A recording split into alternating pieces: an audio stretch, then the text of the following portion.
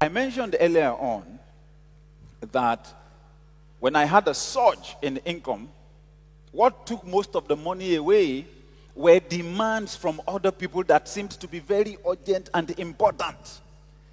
I realized that there are many of us who are mismanaging our finances because of that reason, because it sounds very legitimate. I mean, somebody didn't have this, this person had this problem, that one had that problem. And you can find scriptural justification for that, for spending all your money, giving it out to other people. It took God to help me to resolve that, because I was permanently carrying guilt around for not solving other people's problems. Until one day the Holy Spirit said to me, "You're pretending as if your middle name is El Shaddai." Said, "You want to solve everybody's problem?" Said, "You want to play my role in people's lives?" He said, "If you pretend to be El Shaddai, you'll soon find out your name is not El Shaddai, it is I shall die." I'm serious. Because I was plagued with guilt all the time for not solving people's problems. But God was trying to remind me, you are not God. Let me play my role in people's lives. He said, in fact, that there are some people I am trying to teach to trust me. They can't trust me. They can't wait for me. They will always look for a shortcut. I don't want them begging anybody, but they can hold themselves back. And I'm trying to train them to trust me. He said, when you step in, when I'm trying to help someone, you didn't help them. You frustrated their growth process. So learn to hear from me before you help people, before you give the money out. And I say, whoa. It's not every giving that you get blessed for. If you are going to frustrate God's purposes for giving, don't expect him to bless you for it. So I'm trying to help someone. Don't walk around with guilt all over the place, because what happens is this, that once you have someone who is doing fairly well, and the person can't have the opportunity to build anything, to save, to invest, and to increase their capacity, eventually that person may come down to be at the same level with everybody else that he or she is helping. So we have what you call the crab technology. That's an invention. But somebody said, I've not proven it, that if you throw 10 crabs into one basket, none of them will come out. While one is trying to come out, one will pull the leg. Okay, let me describe it another way. In our environment, we have a culture of mutual impoverishment. Because we have a way of making wealthy people to feel very guilty for not spending all their money on us. Hallelujah. A lot of indisciplined people who will visit the result of their indiscipline on someone who, through discipline, built their wealth. Let me say this. If you will ever build wealth, you must spend less than you earn. You must be disciplined. You must exercise self-control. There's no other way to go about it. That's what my damn illustration is about. You've got to limit the flow. Spend less than you earn. Other than that, it won't work. You can't build wealth. Spend less than you earn. Now, some people are going to wrestle with that statement. Spend less than I earn when what I earn is not even enough. It's not up to what I spend. You're asking me to spend less than I earn when what I earn is not even up to what I... Because some people have a policy. Whether it is somebody else's money or your own, the important thing is for you not to lack any per time. So some people borrow shamelessly. The important thing is to have money to spend. You know, we can teach money management skills, but money spending skills, people don't need to be taught. All of us have automatic anointing for that. You know, the attitude many people have about money is that it's for spending. Money is for spending. What else do you do with money, if not to spend it? You know that many people come around wealthy people and they wonder what the problem is with them. How can you have the money and not spend it? Well, spend this thing. What is it for?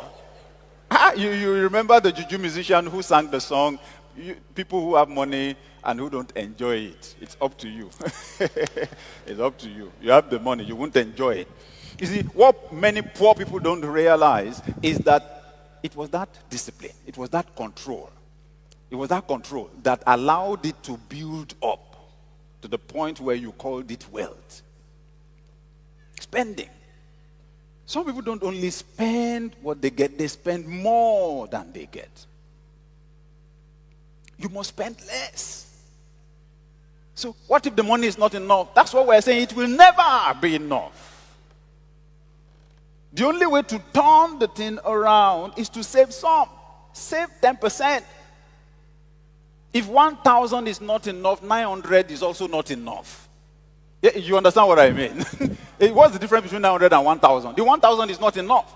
Why don't you take a little bit out of this 1,000 and use it to fulfill a principle that can turn your life around? That's what we're saying. If you can save 10%, save 5. Joseph told Pharaoh, famine is coming. The bad times are coming ahead. Let's take a fifth part. A fifth part, that's 20%. Let's save 20%. The season of abundance is here. The first 7 years will be years of plenty. Let's take the surplus. But many people don't think like that. You must curb your appetite if you want to grow wealth. And I know it's difficult sometimes when you live in a culture that is built on consumption. And especially where people are trying to impress themselves. You know, how can we organize a wedding ceremony in our family and you know, we won't kill 5 cows, you know, or, you know, spend a lot of money, and people won't hear about it. We can't do something in the secret with our status in the society. Your status. That's your problem, okay? Yeah. There are lots of people who get married around, and as soon as they begin their honeymoon, they have migraine. They're trying to impress people. You have to deal with all of that and stop impressing people. You can't spend more than you earn. You must spend less. Do the budget and use that budget to control your spending. But how can they have that ceremony and they are selling, that's our own culture here. For every ceremony, every burial, foreigner ceremony, everywhere, you must scotch some dress. Say, how will they hear? I'll be the only one there who is not wearing the same thing as everybody else. So, anybody who is angry that you are not wearing the right thing should buy you one.